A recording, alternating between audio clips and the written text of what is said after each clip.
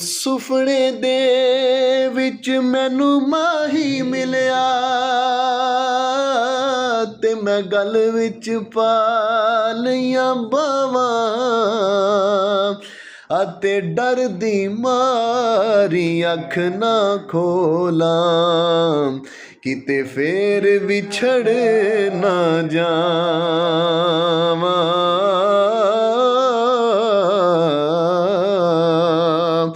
ਅਤੇ ਹਿਜਰ ਤੇਰਾ ਜੇ ਪਾਣੀ ਮੰਗੇ ਤੇ ਮੈਂ ਖੂਹ ਨੈਣਾ ਦੇ ਗੇੜਾ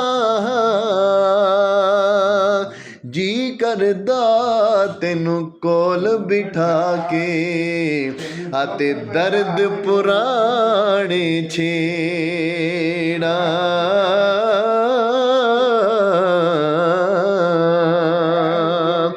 ਜੀ ਕਰਦਾ ਤੈਨੂੰ ਕੋਲ ਬਿਠਾ ਕੇ ਅਤੇ ਦਰਦ ਪੁਰਾਣੇ ਛੇੜਾ।